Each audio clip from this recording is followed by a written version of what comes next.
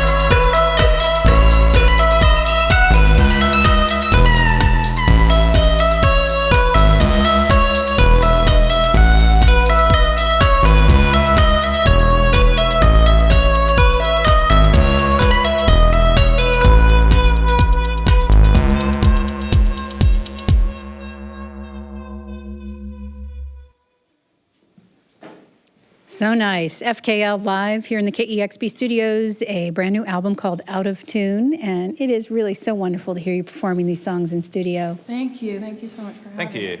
You want to do a quick little intro of the band? Yeah, I'm Sage, that's Joe, and this is Aaron. Sage, sometimes when we have a band in studio that we have been following for a very long career and since the beginning, I'll sometimes say, we've watched you grow up here on KEXP, but it couldn't be more literal for you. You started out as a volunteer here when you were in high school. Yep. And I remember when John got a CD and we didn't know that you made music, and I don't want to embarrass you by saying, I think your dad gave the CD to John. And John said to me, oh, geez, I hope it's good. Oh, yeah. Because here's this wonderful volunteer that we love, and it was great. And you started out at a very young age interested in music. Yeah. And it was you sort of a singer-songwriter on piano at the time. Obviously, you've evolved. Tell us a little bit how you got from there to here. Well, Joe and I met in London. We went to a school called Goldsmiths. They've got a pop music program there that's had like James Blake and Katy B and a bunch of people. And we pretty much started collaborating from day one. And it's been now like 6 or 7 years. We have not stopped. So it's definitely evolved from me at the piano, even though you'll see that here in a second. You two are now married, so I know that there was a very deep connection. But what was the connection through music? You grew up in Seattle Stage. Joe, you grew up in London, if I'm not mistaken. And I'm wondering, did you have similar influences or sort of the stereotypical, you loved the Seattle music, Joe loved music out of London? And where was the connection that brought you together to start making music? I mean, we love Prince. That was I think that was like, a day one. And the Knife similarity. randomly as well. Like we both really liked the operatic Knife album, Coloring of Pigeons. I can't even remember what it's called. Yeah. There's a lot of, common ground, but the way that our course began is they start with this thing called Music Week where you have to get in a band and write a song and perform it by the end of the week without knowing anyone. And we, for some reason, gravitated to each other. I think Joe played like a sample or a beat in class that I really liked, and then it just kind of spiraled. So, Sage, I know you stayed to do a master's, maybe in part because you just wanted to stay in London, but obviously over the course of getting so much instruction, you learned a lot.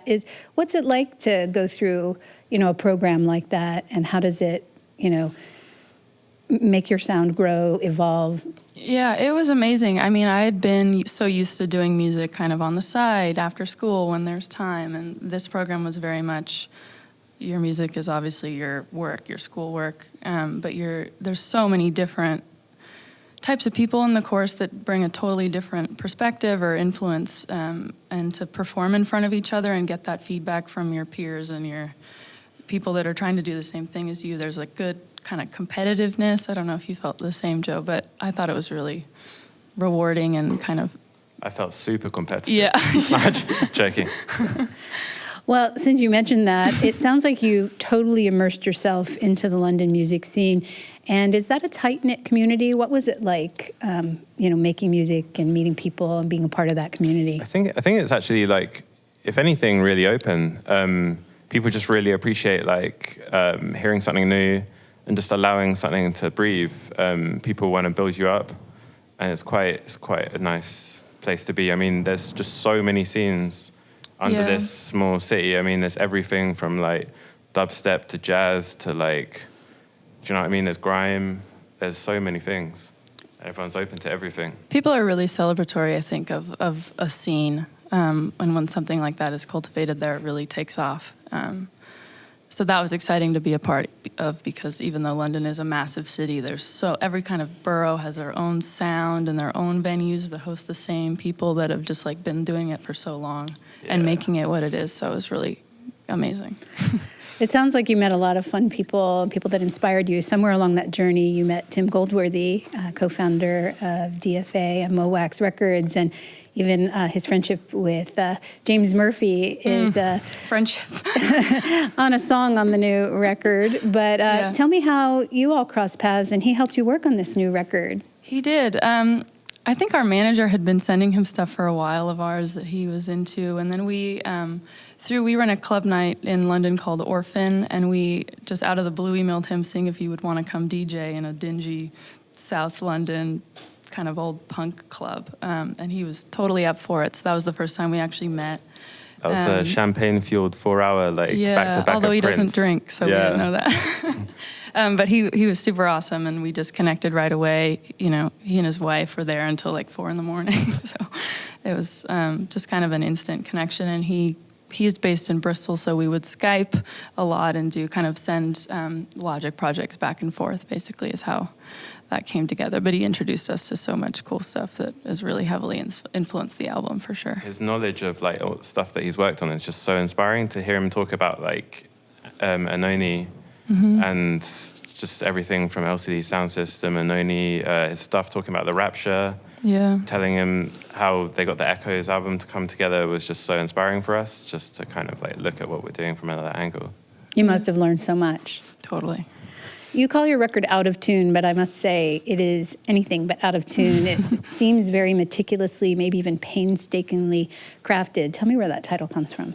It actually comes from a Yola Tango track that we really like. There's a lyric that goes, let my mind go out of tune. And it's kind of about feeling a little bit out of sync with your surroundings. Like we were in the midst of a move and having to leave London. So it resonated with us for, I think, a few different reasons. And like the idea that like something can be imperfect and beautiful is always something that we've strived to do. Yeah. To just make everything kind of ugly in a beautiful way. So you started this project in London, and we're together there doing music for quite a number of years. You've been in Seattle now for a couple of years. Do you consider yourself a Seattle band, or you just split your time, or how's that? Well, we're very much Seattle-based at the moment. I think we'll always kind of consider ourselves a London band because that's where we started, and that's a lot of where our influence comes from. But we aren't able to go back very much. We were actually just there for right after Christmas, which was awesome. But waiting for Joe's green card and that whole thing, we couldn't leave. So we're very much rooted in Seattle now, which is super awesome as well. So It seems like you've been staying super busy here in Seattle. What are your plans for FKL, and what are some of the things that you're working on right now? We're working on our next album, so we've been writing a lot this fall, and that's kind of shaping up. Our orphan parties as well. We're doing a lot with our label, radio, and our club nights that we run called Orphan. Tell me about that. That's super cool, collaborative, very inspiring and supportive. Yeah, I think it was just a club night in London. We always kind of had bigger hopes for it. So when we moved here, we wanted to kind of emulate that sort of pirate radio, the networks there that existed, and the outlets for different local DJs and bands that we felt like, I don't know, sort of an artist-run radio. Yeah. And internet streamed. So we started it in June. And then we moved on to doing cool, fun club nights as well. So we've got planned an upstream curated stage in June. Oh yeah, that was announced today. That was announced today. And we'll have some people from Portugal, Jamaica and stuff. And then in April we're having Lapalux. He's a brain feeder artist who we like. Yeah, we're putting on his show at the Crocodile on April 26th. I think we'll be playing with him there. So that would be fun. And other than that, we have another club night in February with some guys from Vancouver on the Mood Hut label, which is a really cool deep house label. So we're trying to diversify, just keep it going. We also released our label, or our record under our label, so that was a new development that will hopefully get some new artists on board. We're planning a compilation release. Lots of stuff in the pipeline. Working with all these artists, you mentioned you're working on a new record. Do you bring people in? Are you interested in having guests and collaborations? We've Totally. Done We've done 2 collaborations in Seattle. One was with Eric Blood, who I know is a friend of the station. Absolutely. Yeah. He's a great guy. He was the first friend I made in Seattle because I'm just the most awkward, insular dude, so I had to email someone to make a friend. And luckily he emailed me back and we went out for drinks. And I worked on doing a remix of one of his songs, which I really like, but it's not released yet. And another woman named Rika, who I know is a friend of Alex Reeder's show. Chloe Harris, yeah. She has a label here called Further Records, and she's working on a remix for us at the moment as well. So we are definitely love working with people. We just have to make friends, which is hard for me and Sage being so shy. Orphan Records is the name of your label. The new record from FKL is called Out of Tune, and we'd love to hear some more. Awesome.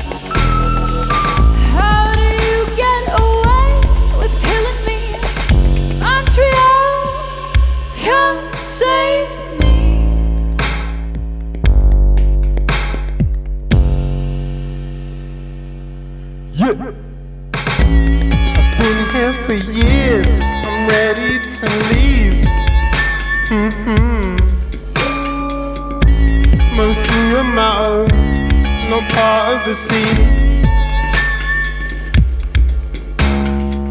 Well, I guess I'm a part of a 6-pound scheme. This is the face of you and me. Come take me.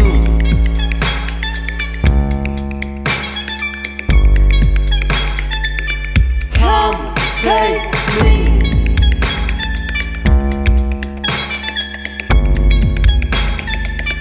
Come take me.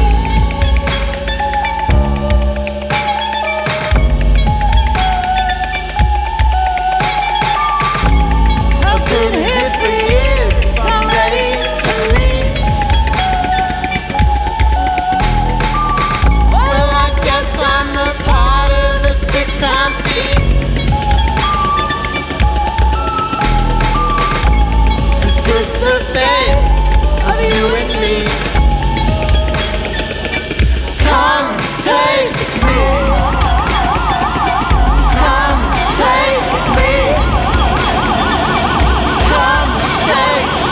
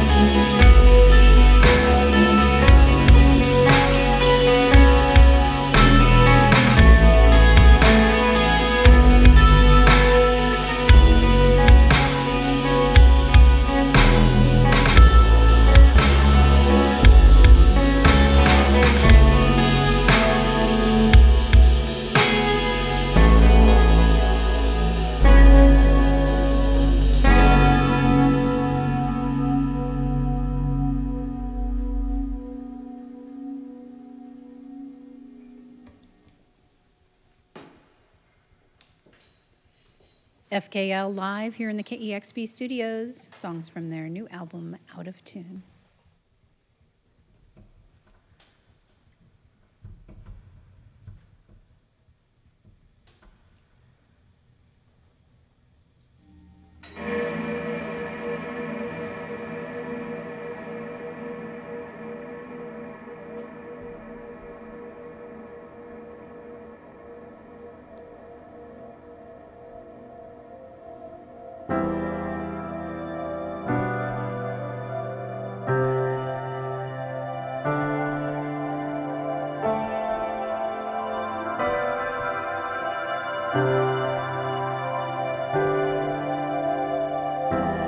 Wish you had a tolerance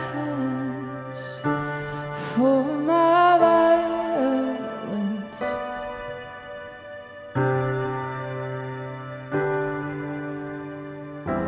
So I don't crank or boot anything up, but you sure know know how to turn me off.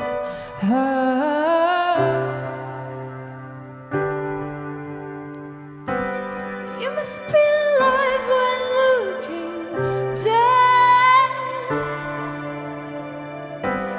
You must be alive when looking down. Dead on the screen, dead on the vine. You must be alive when looking down. If they love you that much without even knowing you,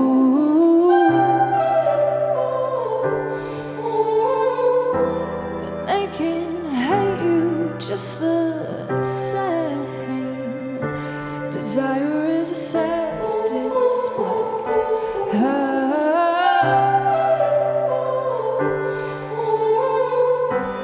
You must be alive when looking down. We must be alive when looking down. Dead on the screen, dead on the line. You must be alive when looking down.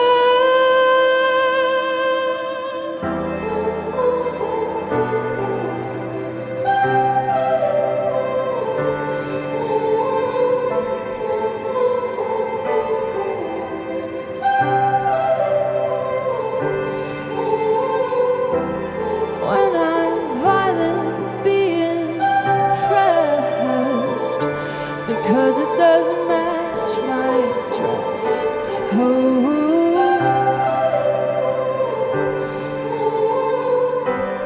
You must be alive when looking down. We must be alive when looking down. Dead on the screen, she's dead on the vine, and so am I. You must be alive when looking down.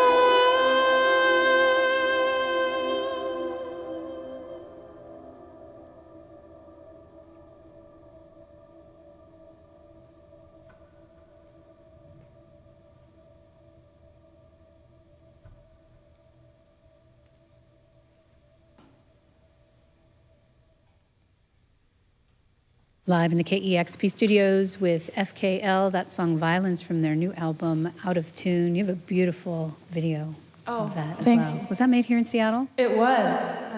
We worked with a director named Jacob Rosen, and we shot it in four different locations.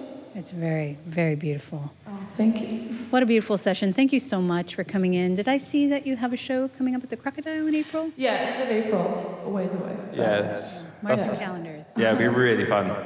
I'm going to have fun. The show's going to have fun. We all will. April 26th at the Crocodile. It's great to see you, and we'll look out for your event Thank at you. Upstream in June as well. Yeah. Thanks, Cheryl. Thank you. Live here in the KEXP studios with FKL, you've got it tuned to KEXP Seattle.